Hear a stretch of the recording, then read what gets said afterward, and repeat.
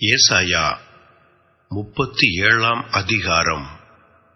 ராஜாவாகிய எசேக்கியா அதை கேட்டபோது தன் வஸ்திரங்களை கிழித்து ரட்டு உடுத்துக்கொண்டு கர்த்தருடைய ஆலயத்தில் பிரவேசித்து அரமனை விசாரிப்புக்காரனாகிய எலியாக்கீமையும் செம்பிரதியாகிய செப்னாவையும் ஆசாரியர்களின் மூப்பரையும் ஆமாத்சின் குமாரனாகிய ஏசாயா என்னும் தீர்க்கதரிசியினிடத்திற்கு ரட்டு உடுத்தவர்களாக அனுப்பினான். இவர்கள் அவனை நோக்கி, இந்த நாள் நெருக்கமும் கண்டிதமும் தூஷணமும் அனுபவிக்கிற நாள். பிள்ளை பேறு நோக்கி இருக்கிறது, பெறவோ பலன் இல்லை. ஜீவனுள்ள தேவனை நிந்திக்கும்படி அசீரியா ராஜாவாகிய தன் ஆண்டவனால் அனுப்பப்பட்ட ரப்சாக்கே சொன்ன வார்த்தைகளை உமது தேவனாகிய கர்த்தர் கேட்டிருக்கிற வார்த்தைகளின் நிமித்தம் தண்டனை செய்வார். ஆகையால் இன்னும் மீதியாயிருக்கிறவர்களுக்காக விண்ணப்பம் செய்வீராக என்று எசேக்கியா சொல்லச் சொன்னார் என்றார்கள். இவ்விதமாய் எசேக்கியா ராஜாவின் ஊழியக்காரர் ஏசாயாவினிடத்தில் வந்து சொன்னார்கள். அப்பொழுது ஏசாயா அவர்களை நோக்கி, அசீரியா ராஜாவின் ஊழியக்காரர் என்னை தூஷித்ததும் நீர் கேட்டதுமான வார்த்தைகளினாலே பயப்படாதேயுங்கள். இதோ, அவன் ஒரு செய்தியை கேட்டு தன் தேசத்துக்கு திரும்புவதற்கான ஆவியை நான் அவனுக்குள் அனுப்பி அவனை அவன் தேசத்திலே பட்டயத்தால் விழ பண்ணுவேன் என்று கர்த்தர் உரைக்கிறார் என்பதை உங்கள் ஆண்டவனிடத்தில் சொல்லுங்கள் என்றான். அசீரியா ராஜா லாகீசை விட்டு புறப்பட்டான் என்று கேள்விப்பட்டு ரப்சாக்கே திரும்பி போய் அவன் லிப்னாவின் மேல் யுத்தம் பண்ணுகிறதை கண்டான். அப்பொழுது எத்தியோப்பியாவின் ராஜாவாகிய திராக்கா உம்மோடு யுத்தம் பண்ண புறப்பட்டான் என்று சொல்ல கேள்விப்பட்டான்.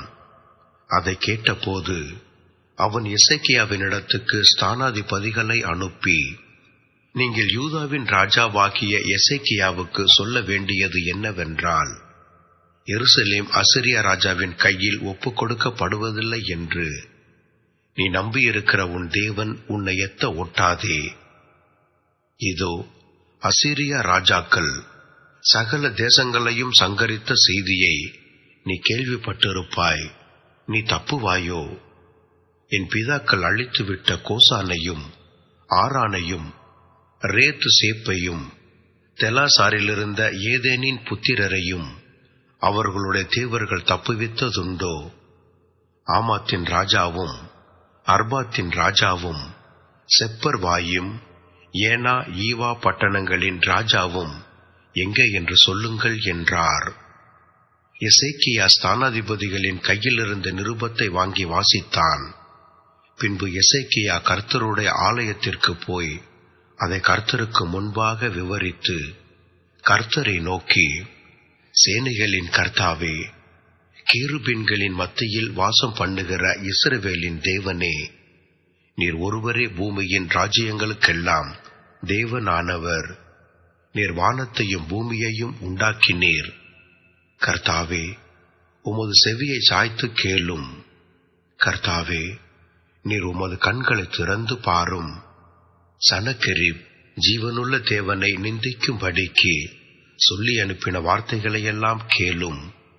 கர்த்தாவே, அசீரியா ராஜாக்கள் அந்த ஜாதிகளையும் அவர்கள் தேசத்தையும் நாசமாக்கி அவர்களுடைய தேவர்களை நெருப்பிலே போட்டுவிட்டது மெய்தான். அவைகள் தேவர்கள் அல்லவே, மனுஷர் கைவேலையான மரமும் கல்லுந்தானே. ஆகையால் அவைகளை நிர்த்தூளி ஆக்கினார்கள். இப்போதும் எங்கள் தேவனாகிய கர்த்தாவே, நீர் ஒருவரே கர்த்தர் என்று பூமியின் ராஜ்யங்கள் எல்லாம் அறியும்படிக்கு எங்களை அவன் கைக்கு நீங்களாக்கி ரட்சியும் என்று விண்ணப்பம் பண்ணினான். அப்பொழுது ஆமோத்சின் குமாரனாகிய ஏசாயா எசேக்கியாவுக்கு சொல்லி அனுப்பினது, இஸ்ரவேலின் தேவனாகிய கர்த்தர் உரைக்கிறது என்னவென்றால், அசீரியா ராஜாவாகிய சனகெரிப்பின் நிமித்தம் நீ என்னை நோக்கி விண்ணப்பம் பண்ணினாயே. அவனை குறித்து கர்த்தர் சொல்லுகிற வசனமாவது, சீயோன் குமாரத்தியாகிய கன்னியாஸ்திரீ உன்னை இகழ்ந்து உன்னை பரிகாசம் பண்ணுகிறாள். எருசலேமின் குமாரத்தி உன் பின்னாலே தலையை துலுக்குகிறாள். யாரை நிந்தித்து தூஷித்தாய்? யாருக்கு விரோதமாய் உன் சத்தத்தை உயர்த்தினாய்? நீ இஸ்ரவேலின் பரிசுத்தருக்கு விரோதமாய் அல்லவோ உன் கண்களை மேட்டிமையாய் ஏறெடுத்தாய்? உன் ஊழியக்காரரை கொண்டு நீ ஆண்டவரை நிந்தித்து, என் ரதங்களின் திரளினாலே நான் மலைகளின் கொடுமுடிகளுக்கும் லீபனோனின் சிகரங்களுக்கும் வந்து ஏறினேன். அதன் உயரமான கேதுரு மரங்களையும் உச்சிதமான தேவதாரு விருட்சங்களையும் நான் வெட்டி, உயர்ந்த அதன் கடைசி எல்லை மட்டும், அதன் செழுமையான வன மட்டும் வருவேன் என்றும், நான் கிணறு வெட்டி தண்ணீர் குடித்தேன். என் உள்ளங்காலினால் அரணிப்பான இடங்களின் அகழிகளை எல்லாம் வரளவும் பண்ணினேன் என்றும் சொன்னாய். நான் வெகு காலத்துக்கு முன் அதை நியமித்து பூர்வ நாட்கள் முதல் அதை திட்டம் பண்ணினேன் என்பதை நீ கேட்டதில்லையோ? இப்பொழுது நீ அரணான பட்டணங்களை பாழான மண்மேடுகளாக்கும்படி நானே அதை சம்பவிக்க பண்ணினேன்.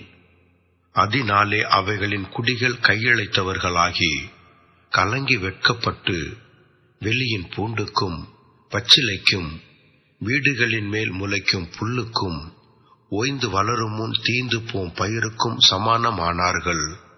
உன் இருப்பையும் உன் போக்கையும் உன் வரவையும் நீ எனக்கு விரோதமாய் கொந்தளிக்கிறதையும் அறிவேன்.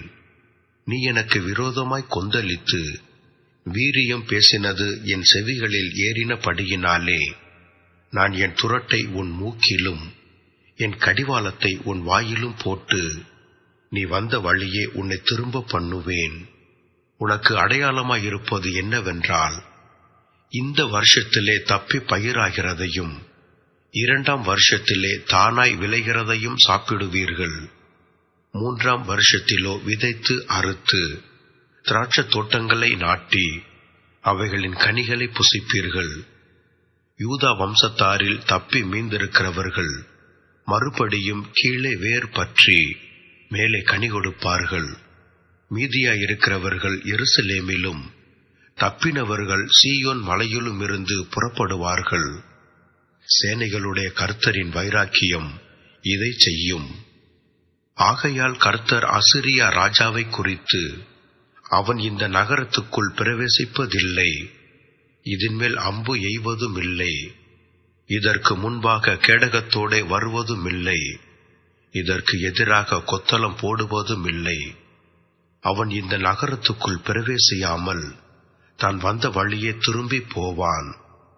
என் நிமித்தமும் என் தாசனாகிய தாவீது நிமித்தமும் நான் இந்த நகரத்தை ரட்சிக்கும்படிக்கு இதற்கு ஆதரவாய் இருப்பேன் என்பதை கர்த்தர் உரைக்கிறார் என்று சொல்லி அனுப்பினான்.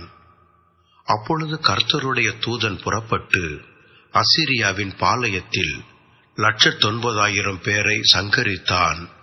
அதிகாலமே எழுந்திருக்கும் போது இதோ அவர்கள் எல்லாரும் செத்த பிரேதங்களாய் கிடந்தார்கள். அப்பொழுது அசிரிய ராஜாவாகிய சனகெரிப் பிரயாணப்பட்டு திரும்பி போய் நினிவேயில் இருந்து விட்டான். அவன் தன் தேவனாகிய நிஸ்ரோகின் கோவிலிலே பணிந்து கொள்ளுகிற போது அவன் குமாரராகிய அத்ரமலேக்கும் சரேத் சேரும் அவனை பட்டயத்தினாலே வெட்டி போட்டு அரராத் தேசத்துக்கு தப்பி ஓடி போனார்கள். அவன் குமாரனாகிய எசரத்தோன் அவன் பட்டத்திற்கு வந்து அரசாண்டான்.